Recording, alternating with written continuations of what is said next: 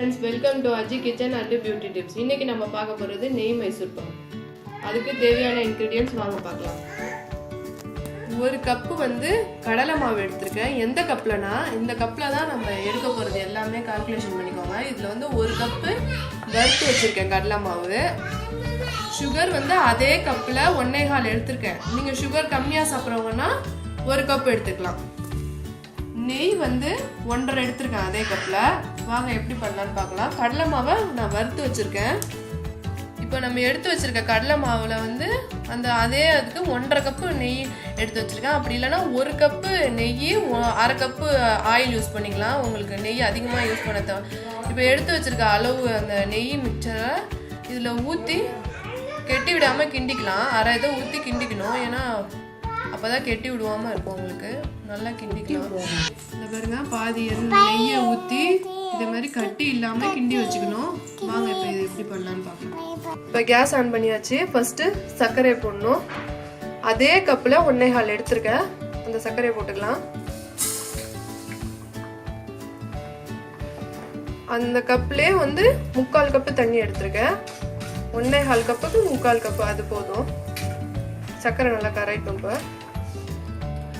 இப்போ வந்து இந்த ஸ்டேஜில் நம்ம தொட்டு பார்க்கணும். இந்த பாருங்க இதுதான் வந்து ஒரு கம்பி பதம். இந்த மாதிரி வந்துருச்சுன்னா நம்ம எடுத்து வச்சிருக்க அந்த கடலை மாவை கொஞ்சம் கொஞ்சமாக ஆட் பண்ணி கிண்டிக்கலாம். கொஞ்சம் கொஞ்சமாக ஆட் பண்ணுங்க, கட்டி இல்லாமல்.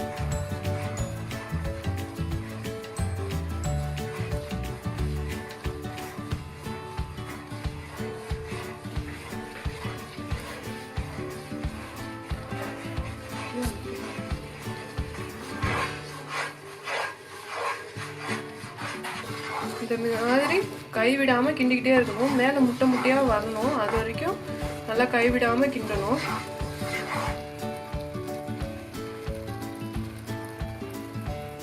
இந்த மாதிரி முட்டை முட்டையாக எண்ணெய் பிரிஞ்சு வெளியில் வருது. இந்த ஸ்டேஜில் அடுப்பு ஆஃப் பண்ணிக்கலாம். இந்த மாதிரி ஒரு கட்டமான ஒரு பிளேட்டில் வந்து நெய் தடவி வச்சுருக்கேன். அதை இதில் போட்டுக்கலாம்.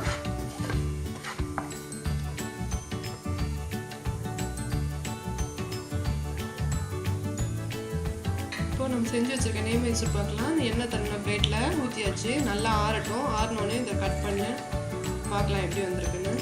போட்டுட்டு பிளேட்டில் மாற்றிக்கலாம். இப்போ இது கலந்து விட்டாச்சு. கொஞ்சம் லைட்டாக தட்டி இதை பாருங்க, நம்ம வாயில வச்சா கரையக்கூடிய நெய் மைசூர் பாக் ரெடி. நம்மளோட நெய் மைசூர் பாக் ரெடி. இது வந்து எவ்வளோ சாஃப்டா இருக்குன்னு பாருங்க. வாயில வச்சிங்கன்னா அப்படியே கரைஞ்சி ஓடிடும். இதுக்கு எனக்கு 1 கப்பு கடலை மாவு, அது 1/4 கிலோ கடலை மாவு தான் எடுத்திருப்பேன். 2.5 கிலோ எனக்கு நெய் மைசூர் பாக் கிடைச்சிருக்கு. இதை நீங்களும் உங்கள் வீட்டில் ட்ரை பண்ணி பாருங்க. லைக் பண்ணுங்க, ஷேர் பண்ணுங்க, சப்ஸ்கிரைப் பண்ணுங்க, பெல் ஐக்கானையும் ப்ரெஸ் பண்ணிடுங்க.